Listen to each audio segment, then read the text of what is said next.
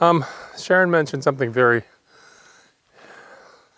notable last night. She said, if I hadn't received my diagnosis, meaning 3 years ago, if a doctor had not noticed that I had large growth in my colon, and if we had just allowed this disease to progress, we would be having a very different conversation today. And in addition, we would have missed 3 years of what is essentially rebuilding our lives one day at a time. And we reminded ourselves just how special these days have been.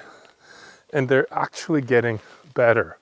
As time marches on, there's certainly the negative side that relates to my body, but there's also the realization that we have so much to still do, whether it's to learn something, whether it's to revisit something, reconnect with a person, whatever the hell it is. We try to do this every single day.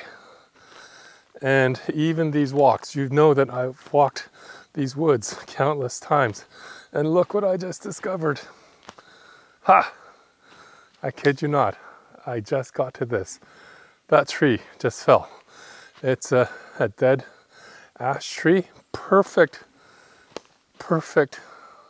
diameter for cutting it up. I can still do it with my strength, and that will add maybe another weekend's worth of warmth to our house. The joy that I get out of finding that tree is hard to describe, and it's accentuated, I think, by the situation that I'm in.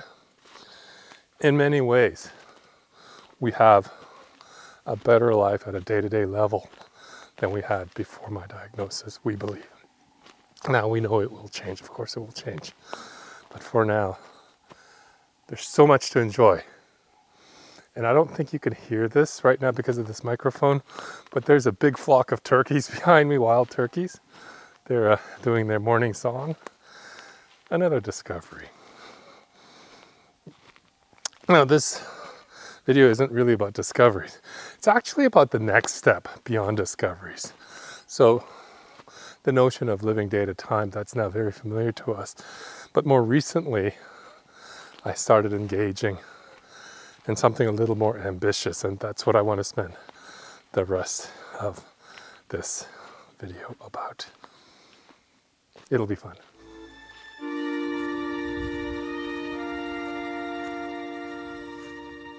Welcome inside. So today is hopefully going to be fun, and a lot of it's going to come down to a recent discovery, I guess, of a course in Waterloo that Sharon discovered on art. I really have no background in art, but I thought, I've always been interested in, if not admired, people who can create art. And in fact, this notion of creating is that next step beyond discovery in many ways. Recently I joined an online community of people living with cancer, and several people just saw my videos and then reached out and, how is it that I can see positives in such a gloomy situation? And one of them happened to be a musician who just casually dropped that fact that he was struggling with his new reality and missing his music. And I just thought, my goodness, you have access to one of the most powerful tools imaginable to bring your spirits up, that ability to play, enjoy, and possibly even compose new music. How much better could life get than that? And we started a really good conversation that way, and it kind of echoed back to me. Why is it that I'm not doing more of that? Now, I actually have been. So it's not like I've been really just sitting around discovering stuff over the past months. And in fact, I've tried my best to properly or more proactively engage things that I was already good at in terms of creating stuff, And one of the most notable things for me was I finally started writing a book. In fact, on this place. I can't go into it today, but this is an amazing place in so many ways.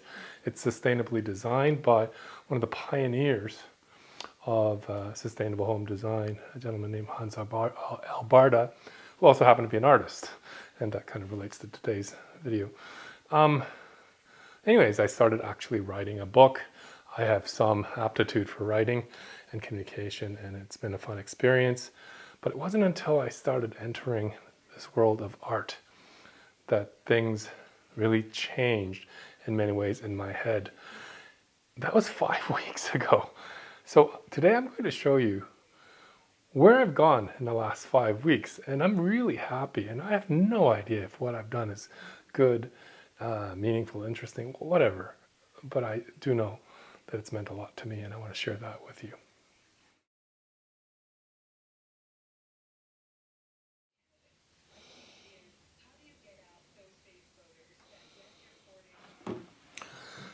So what you see here is the first collection. So I mentioned that I've been at this about 5 weeks, and exactly that's when I picked up my first dry pastel, and I drew stuff. And in that first week, this is where I got to. It's a still life orange, and it took me about an hour to do this. And the instructor noted that I seemed to be picking up the techniques quickly, and I was happy to hear that. The next week, we went on to a bit more of a landscape, a little more subtlety in the colors, and again, I thoroughly enjoyed that. And we got into something then in the third week, a little more ambitious, and this is what one might call an impressionist or even verging on expressionist view of a Canadian tree changing color in the autumn. And finally, similar type of setting, this was my fourth class where I did a very similar thing. Now, all of these were based on other people's works that I basically used as references and then copied in some ways just to learn the techniques.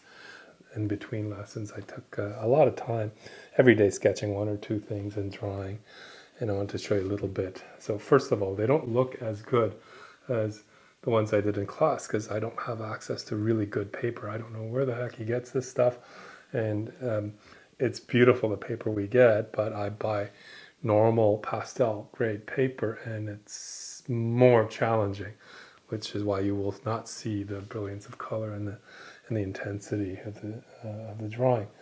I also do a lot of work in recollecting my past. So this is a photograph I took on top of a mountain called Takao, which is just west of Tokyo. I used to travel to Japan a lot on business. And this, I've started carrying a sketchbook. So Sharon got me this book as well as my starter kit of stuff. And very quickly, I kind of took to it. And initially, this was actually before the classes, and I started drawing and realizing that I had some ability to just see and translate things onto paper in some decent way. And then when I started taking the courses, I started getting more ambitious and not outright cocky. Anyways, I've been having a lot of fun. I don't know where it's going to head, but aside from the in-class stuff, even though they look good, this is the stuff that I absolutely am intrigued by, because I find myself picking images and topics that span a bunch of things, and I don't know what's tying them together. They're very different, and they all have a story behind it. Now, what I'm going to do today is turn my computer on. This. So that's this thing here, and you may see here. That's what I was trying to get to. This is where I got to. And again, some people will say, yeah, that's not bad.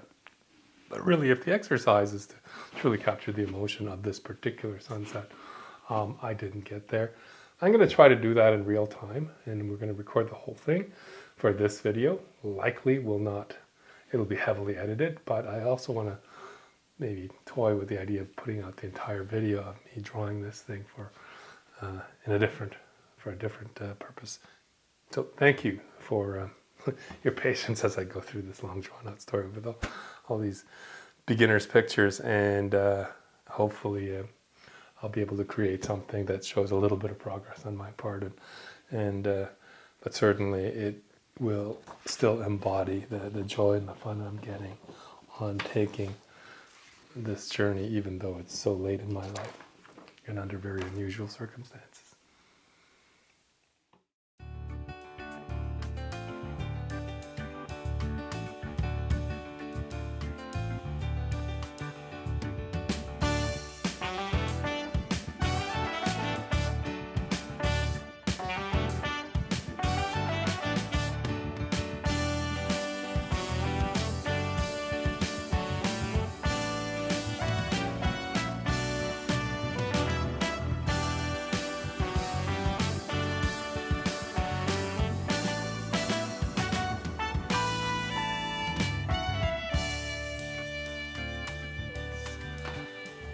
Just need to soften these guys a little bit. And even now, I am discovering colors that just make this a little bit punchier. This is great. This is done, I think. They always tell me, yeah, don't stare at the damn thing, just step back. So this is where we came from. The paper wasn't great, didn't have a good sense of color, and I just used the crudest of textures, but look where we got to. I like this. I think it captures an emotional element that was not there. Now, true, the colors are different. It's just, I don't have those colors, and I'm not going to go out and spend another $100 on pastels. But there's so much here. So somehow within 5 weeks, I've gone from that to this. And in some sense, there's an element of discovery in all of this, because I learned stuff that I didn't know before, and I'm truly, truly happy. So that was me 2 days ago. As you can tell, I was quite pleased with the way things turned out. Since then, I had my 5th art lesson in pastel drawing, and this is what I created. So this was yesterday, and this is about an hour and a half worth of work under the guidance of a good instructor. And I'm so pleased with this, because technically there's a bunch of stuff that makes this kind of tricky. The basic choice of colors, the reflection of glass, the general abstraction of one thing or another on the geometry. The process of building up my art skills has been an enormous bit of therapy, as much as these videos are. And one of the reasons why I have to really be focused to make sure that I continue to engage in a meaningful way on such adventures is the fact that I still have to live with this disease. Many of you continue to wish me well, and also ask about updates on the illness itself. As you can see or hear, my voice is not the same, and I also cough a little bit more. I am significantly weaker in places like my knees, and even though I can walk, every walk takes a little bit more out of me than it used to.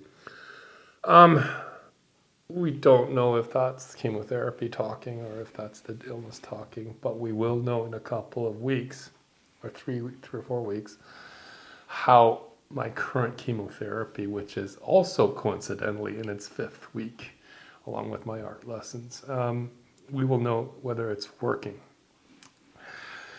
And it can go one of 2 ways.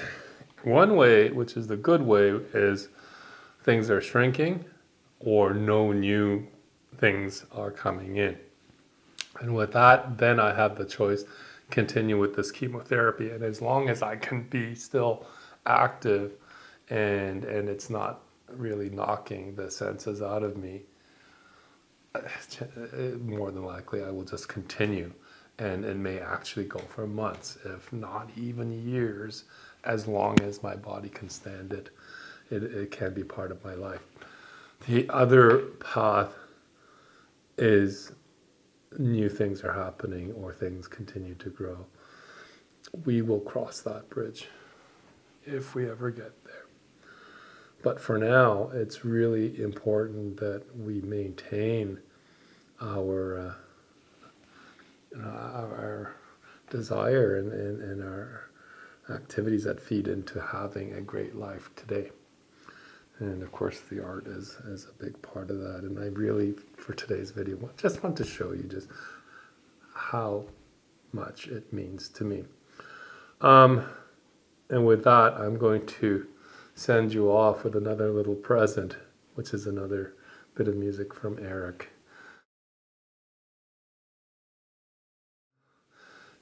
If you're my age or thereabouts and have grown up in Canada, this will be the most famous painting or a piece of art by any Canadian ever. It's The Jack Pine by Tom Thomson. For those of you who are not Canadian, Tom Thomson was the beginning of the modern Impressionist art movement within Canada. But with us, it really was defined by the wonderful, the expansive landscape that we have, the wilderness, and also emerging communities. Tom Thomson was at the very beginning of that. He then influenced another group of people called the Group of Seven, which were 7 prominent Toronto artists who continued to explore this modern view of art. If you recall this drawing that I did, there are echoes of that movement even in this goofy piece that I did. And I kind of looked at this one painting by Tom Thomson later on. I thought, oh my God, my sky kind of has some connection to that.